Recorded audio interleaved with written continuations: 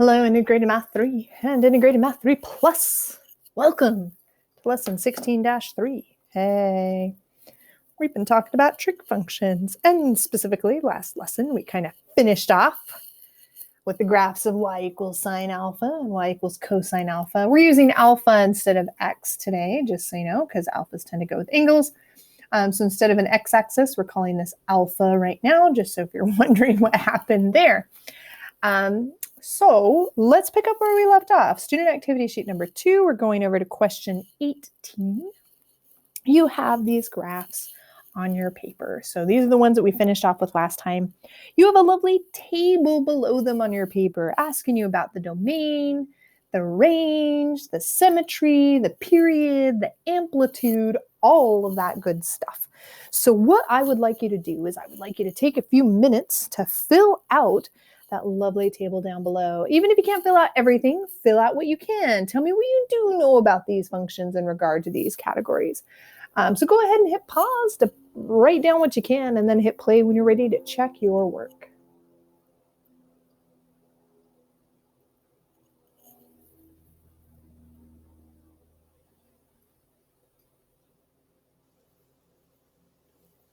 All right, guys. How you doing? You good? So let's talk domain. I'm going to hit that first. So let's talk domain. Let's start with y equals sine alpha. Remember, domain is side to side. And I don't know about you, but I notice that it goes forever and ever to the right and forever and ever to the left. Hey, so it looks like for sine alpha, my domain is all real numbers. Hey. Now we said the domain is all angle measures, but for keep it simple, you could just say your domain is all real numbers forever right and left. I believe cosine alpha does the same thing, forever right, forever left, because we can't have negative angles. We know that. So for cosine alpha, y equals cosine alpha, my domain is also all real numbers. Yay! All right, you got that domain down? Let's talk range. Now remember that range is your y coordinate, how low, how high. I don't know about you, but let's start with our sine function. So y equals sine alpha goes all the way up to 1 and all the way down to -1. So it looks like my range is from -1 to 1, and because I'm lazy, I like to use interval notation like this. Yes, there are brackets because it can equal 1 and it can equal -1, and of course it's everything in between those. So if we use interval notation, the range for y equals sine alpha is -1 to 1. Let's play with cosine alpha.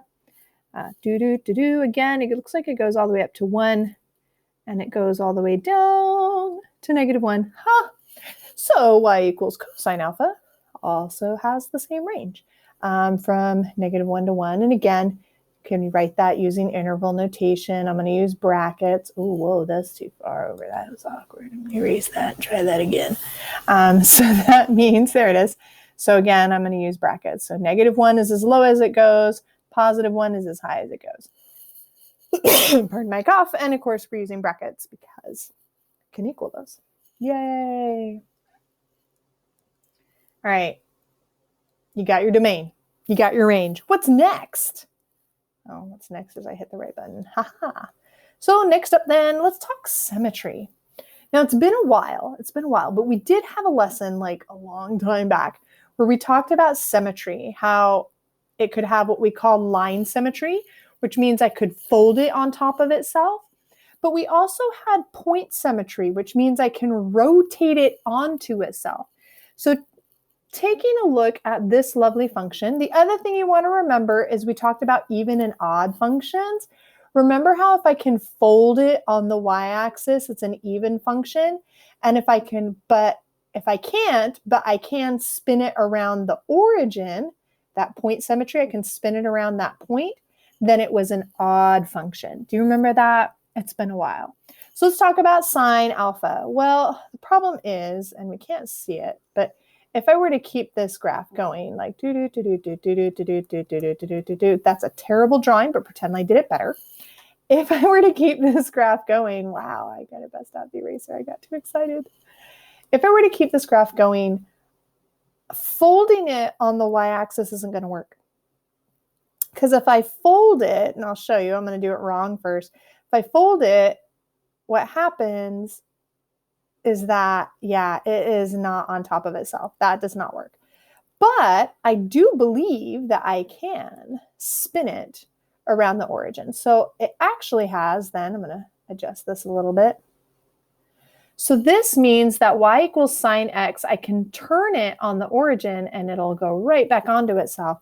So it does have point symmetry, which means it is an odd function. So there you go. It does have symmetry. It has point symmetry. This means that the sine, ooh, hang on, my little mouse keeps hiding things. The sine of negative alpha should equal negative sine alpha. Yay. Now, what about this guy here? Again, if I keep it going forever and ever and ever to the left, because I hit the top here and I come back down and bounce up, this one, y equals cosine alpha, yeah, this one totally has line symmetry. I can fold it right on top of my y-axis, which means the function is even. That means that cosine of negative alpha equals cosine alpha. Ooh. So sine has point symmetry, cosine has line symmetry. That's good to know. Next up, the period. All right, let's talk about the period. Let's see, starting at 0, I repeat my sine wave when I hit 360 degrees. So it looks like the period is 360 degrees. Hey. Cosine alpha, let's see, well, I start at the top, and if I drag this over until I get to the top to repeat myself again, oh, look at that. Once again, 360 degrees. So both y equals sine alpha and y equals cosine alpha have a period of 360 degrees because we're awesome like that. Yay.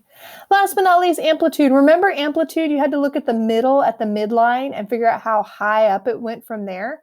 Yeah, so that means if this is my midline, and I'm like, goes all the way up to 1, which means y equals sine alpha has an amplitude of 1 because from the midline, it goes up 1 unit.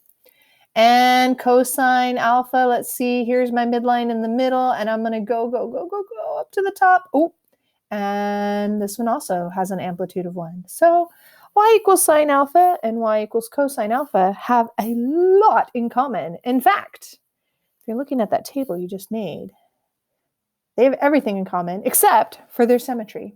Symmetry was different. Sine is an odd function. Cosine is an even function. Ooh, there's your deep thought for the day. All right, let's move on then. Next question. So we noticed last time that these periodic functions repeat themselves over and over again. And in fact, we noticed that cosine and sine were the same, just off by 90 degrees. That was how we ended the last lesson, right? We said that sine alpha was equal to cosine alpha minus 90 degrees because you could take your cosine and shift it over 90 degrees in order to get to your sine function. So this means that just like our values are repeating themselves, the rate of change of your function is also going to repeat, as in your slopes are going to repeat themselves.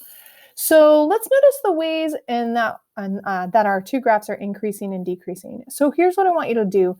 Remember, we're referring to alpha as our x-coordinate. So how are the alpha coordinates, x-coordinates, and we're on question 19 if you're not sure where we went. So how are the x-coordinates of the maximum and minimum values of sine alpha related to the x-intercepts of the graph of cosine? Is this relationship true for the maximum and minimum values as well? So I would like you to take a look, say, hey, where are my x-intercepts happening for my sine compared to my cosine? Where are my maximums and minimums on my sine compared to my cosine? And make a few notes about that and the relationship that maybe you noticed there on question number 19. So go ahead and hit pause, jot down your thoughts on 19, and then hit play when you're ready to check your work.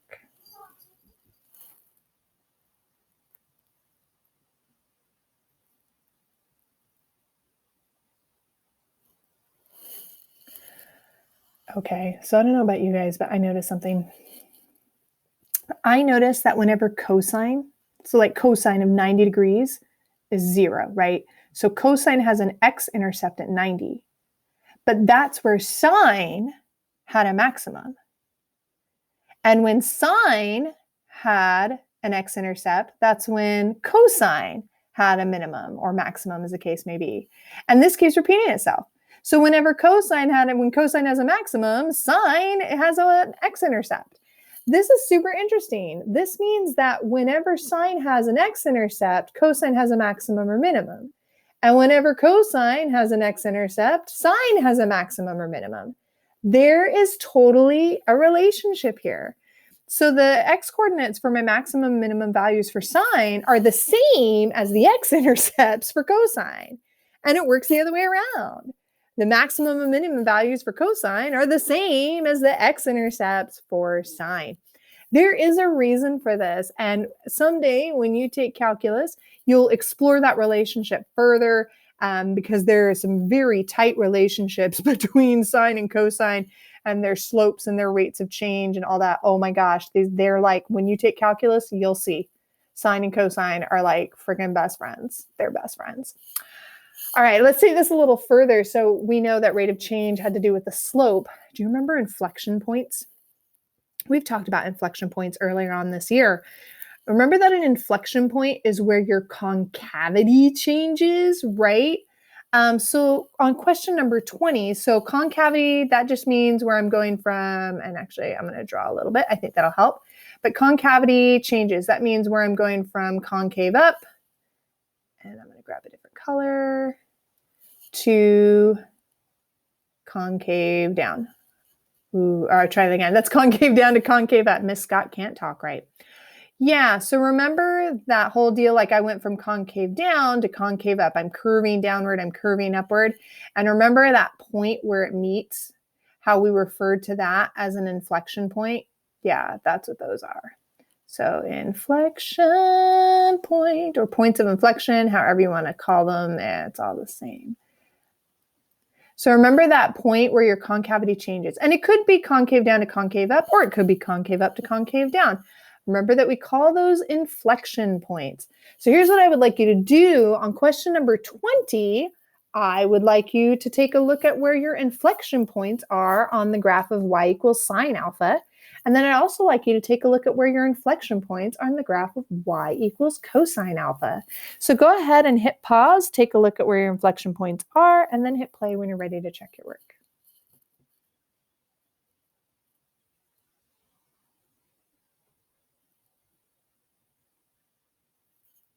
I'm going to erase this because now it's in the way because I'm going to scroll around.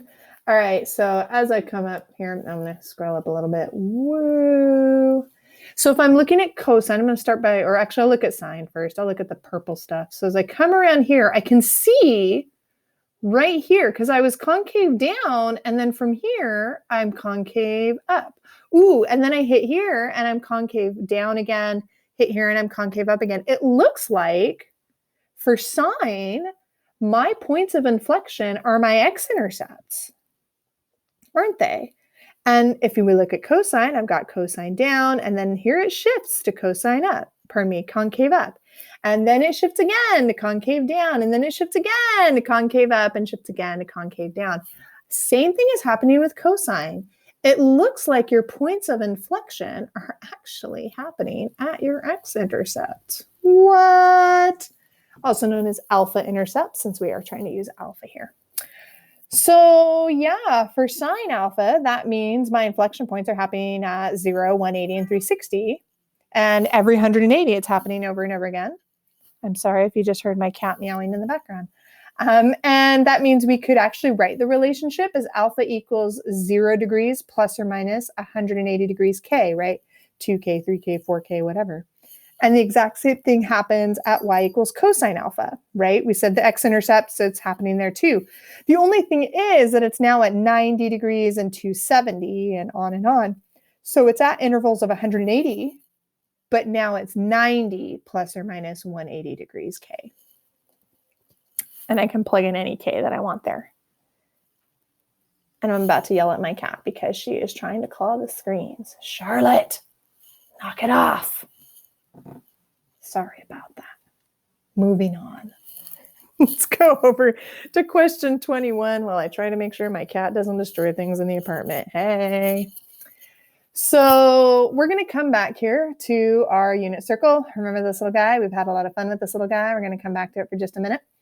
We can use this unit circle definition of sine and cosine, and we can find some interesting relationships between sine and cosine because I told you they are the best of friends. We're over on question 21 if you're not sure where we wandered off to, but I want to point something out to you.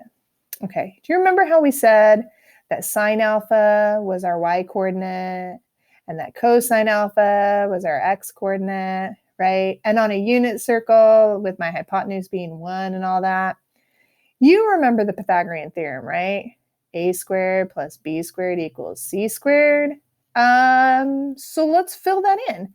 Instead of a squared, I'm going to put in cosine squared. Instead of b squared, I'm going to put in sine alpha squared. And instead of c squared, I'm going to put in a 1. Why? Because I can. So I'm just going to substitute stuff in. And actually, we're going to rewrite it a little bit. So a shorthand notation, and actually, I'm going to pause it for a second. A shorthand notation that we use a lot when we do cosine and sine, we put our squared on the cosine and on the sine. Because if we don't do that, sometimes it looks like we're saying that alpha is squared, which is not happening. And why is my cat, Charlotte, what's wrong? She's all kinds of upset with me. Oh my, I don't know what's happening. Now let's say that this angle is 60 degrees.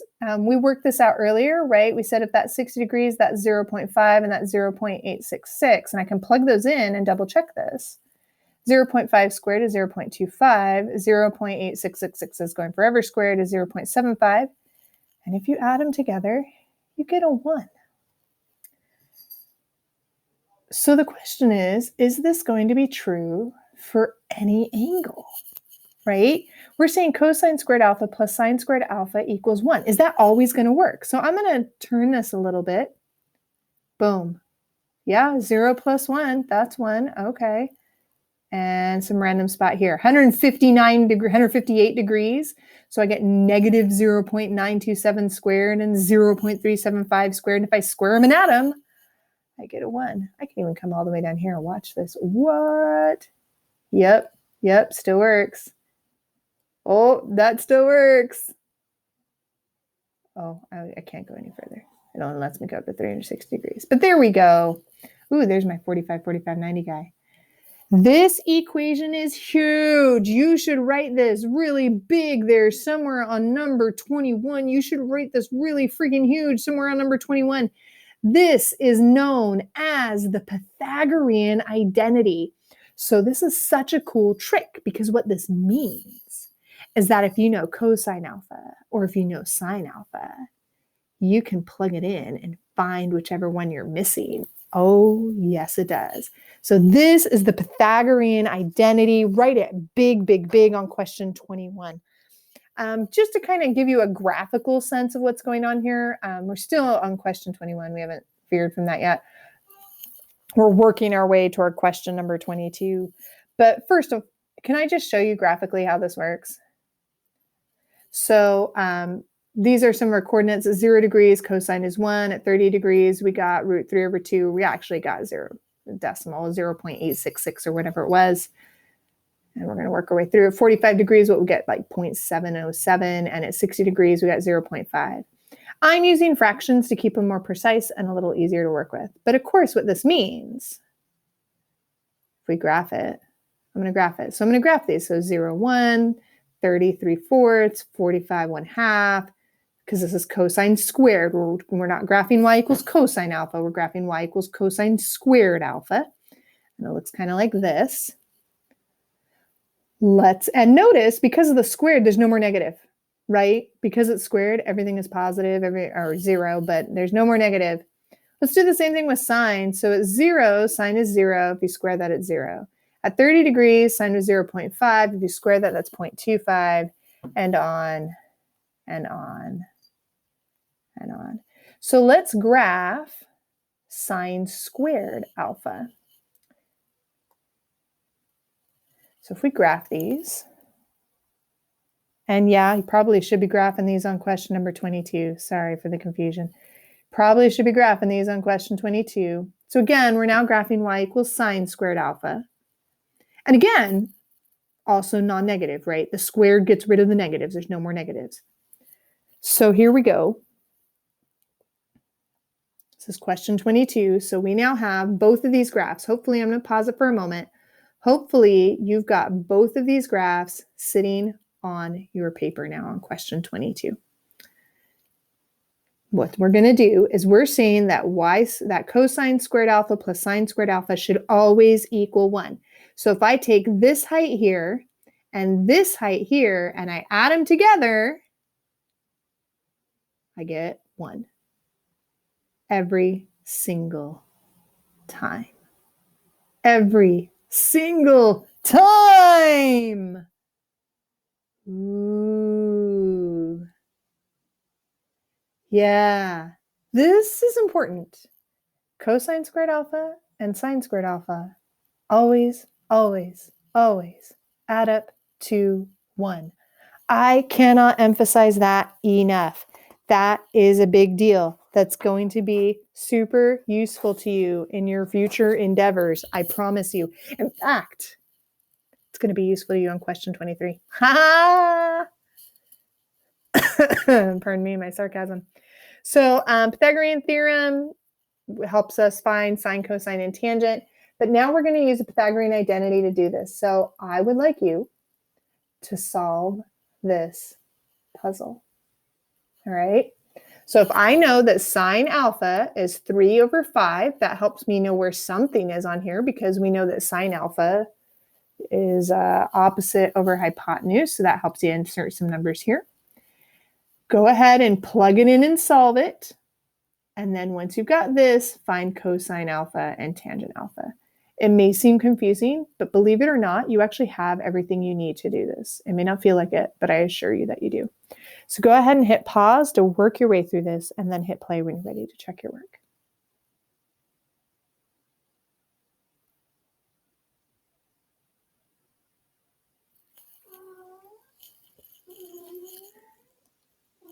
All right, here we go. Some things that I know. Wow, Charlotte is not usually such a pest while I'm doing these, but today she is on a roll. Good job, Charlotte. All right, let's do this. So sine alpha is 3 over 5. So we know that sine is opposite over hypotenuse. So my hypotenuse is 5, so the opposite guy must be a 3. So I'm going to drag this down. I know it's a positive 3 because I'm going up. Yay. So that means instead of sine squared alpha, I can plug in here 3/5 squared. And we're going to work this out. I'm going to pull up my pen and we'll do some math off to the side here. So if I have 3/5 squared plus cosine squared alpha equals 1. Well, this is easy to do. 3 squared is 9 and 5 squared is 25. The only thing is I want to get cosine squared alpha all alone, so I need to subtract that. So in order to help me subtract it, instead of 1, I'm going to write that as 25 over 25 because you guys know that you need common denominators in order to be able to subtract things properly. So now I can subtract 9/25 and minus 9/25. So those are dead, which is why we did it. That was kind of the point.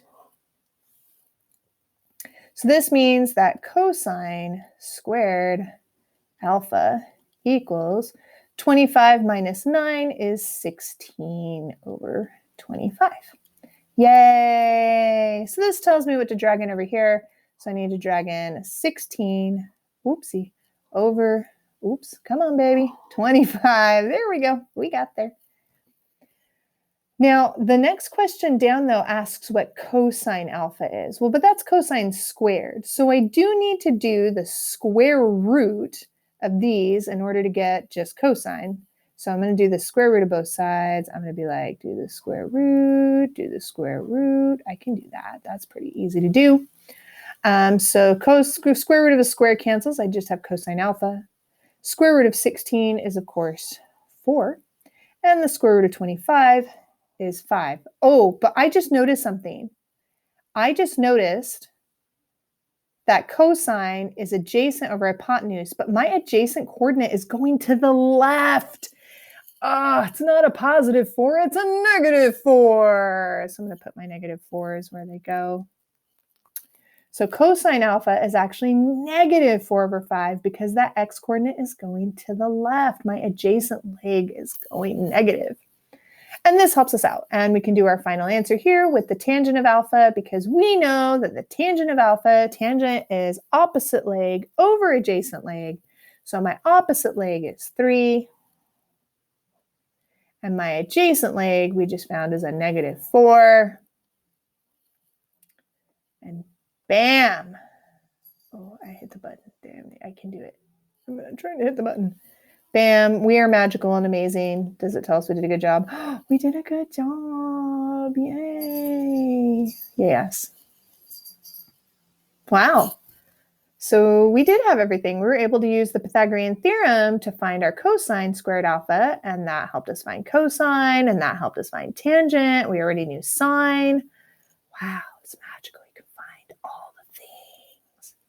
All the things. I feel pretty special, and you should too.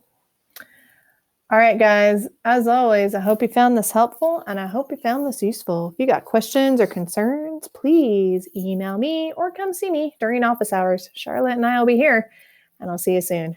Bye.